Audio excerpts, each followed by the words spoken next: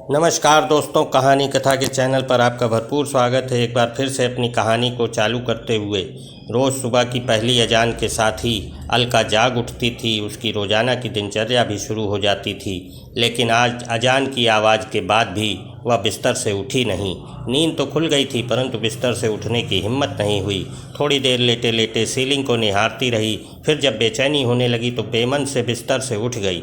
Stove पर चाय का पानी रखने के बाद बोझिल कदमों से अखबार लेने के लिए मेन गेट की तरफ चल दी। फर्श पर पड़ा अखबार उठाते ही वह चौंक गई। पास ही एक सफ़ेद रंग का बंद लिफाफा पड़ा था। लिफाफे पर लिखा था, सिर्फ अलका दीदी को मिले।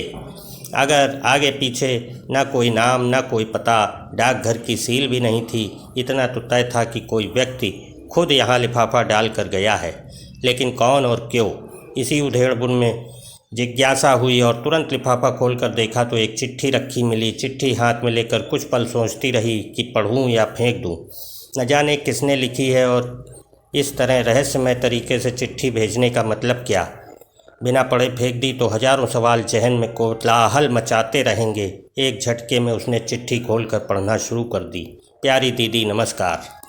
मैं ही वो बदनसीब चोर हूँ जिसने 3 दिन पहले आपके घर में सेंधमारी करके लाखों रुपए की नकदी और सोने चांदी के आभूषणों पर हाथ साफ किया है। अलका को काटो तो खून नहीं। पहली लाइन पढ़ते ही अलका का चेहरा गुस्से से तमतमा गया। पिछले 3 दिनों के दौरान हुआ घटनाक्रम तेजी से आंखों के सामने घूमने लगा। मैं जानता हूँ मेरा यह इकबाल जुर्म आपके गुस्से को 7वें आसमान पर ले जाएगा, और थोड़ी हैरानी भी होगी कि एक चोर आपको चिट्ठी लिखने की हिम्मत कर रहा है।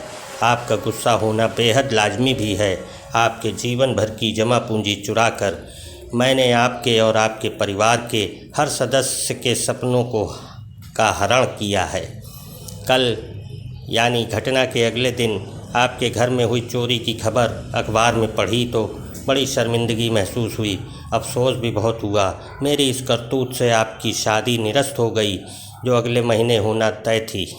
ऐसा लगा मानो जिस बहन की शादी का सपना मैं बरसों से देख रहा था, आज उसी बहन का नया संसार बसने से पहले खुद अपने ही हाथों से उजाड़ दिया। जी हाँ अलका दीदी, मेरी एक बड़ी बहन है दिशा। परिवार में हम 3 लोग हैं, माँ, दिशा और मैं। अपना दुखड़ा सुनाने से पहले मैं कुछ कह देना चाहता हूँ। दरअसल मैं वैसा चोर नहीं हूँ जैसा आपने सोचा है। अपने ऐशो आराम या मेहनत से बचने के लिए मैंने ऐसा शर्मनाक और गैरकानूनी कृत्य नहीं किया है। हाँ दीदी, मैं स्नातक हूँ और फ़िलहाल बेरोज़गार हूँ। पिता का देहांत मेरे बचपन में ही हो गया था। माँ ने सिलाई कढ़ाई और घरों में काम कर कर के हम दोनों भाई बहन का लालन पालन किया, और माँ के बलिदान व जुनून की बदौलत ही हम दोनों स्नातक तक पढ़ाई कर सके।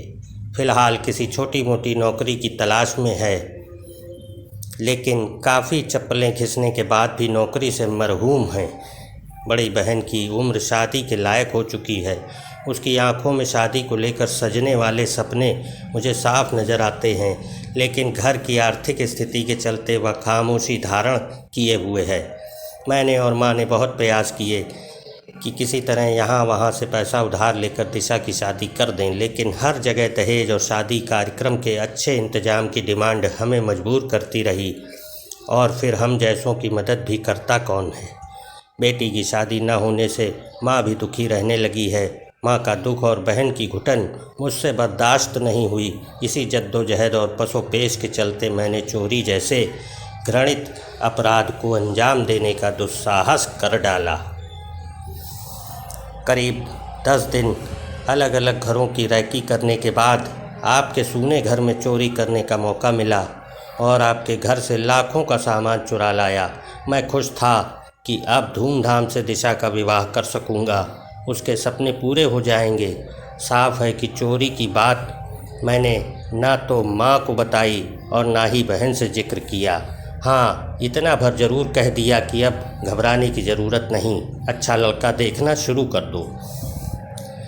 शादी के लिए रुपए व आभूषण का इंतज़ाम मैं किसी तरह कर दूंगा। माँ व बहन दोनों ही बहुत खुश हुए। इतने खुश हुए कि उन्होंने यह भी नहीं पूछा, बेटा इतने पैसों का इंतज़ाम कहाँ से और कैसे करेगा। शादी की बात सुनकर तो दिशा का चेहरा शर्म और खुशी से दमक उठा था।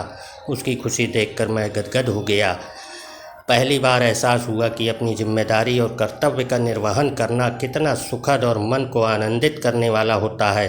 बहन की शादी कर हम दोनों माँ बेटे मानो चारों धाम का तीर्थ कर लेंगे।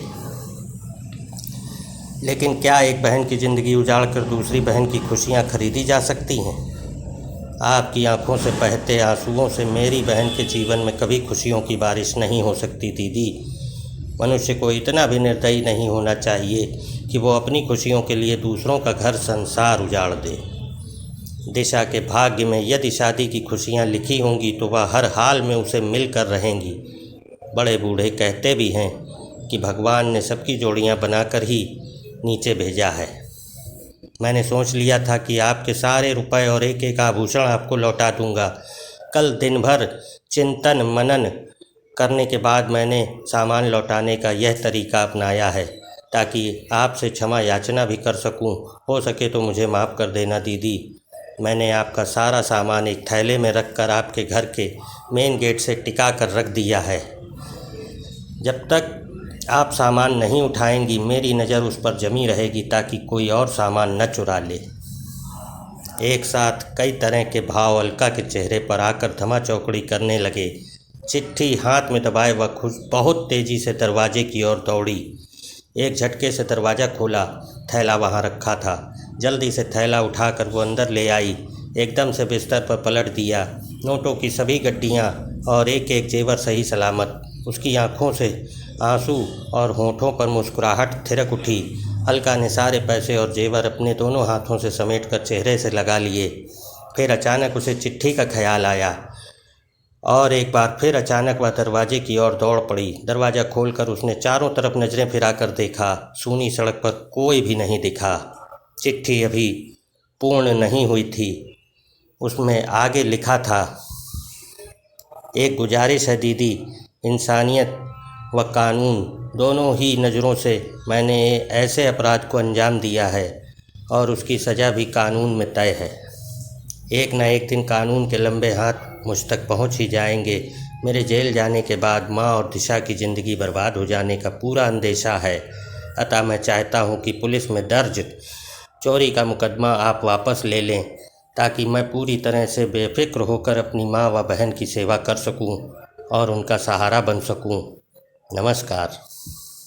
अलका ने फ़ौरन अपनी माँ व अन्य परिजनों को जगाकर सारा किस्सा सुनाया। उनके सामने जेवर व रुपए रख दिए। माँ का तो खुशी के मारे रो रो कर बुरा हाल हो गया। सभी ने भगवान के साथ साथ उस ईमानदार चोर का भी लाख लाख शुक्रिया अदा किया। अलका ने अपना चोरी हुआ सामान वापस मिलने की जानकारी पुलिस को देकर अपनी FIR भी वापस ले ली। दोस्तों, इस प्रकार ईमानदार चोर की कहानी समाप्त होती है। अगर आपको कहानी पसंद आती है तो मेरे कहानी को लाइक करें, चैनल को सब्सक्राइब करें। आपका बहुत बहुत धन्यवाद।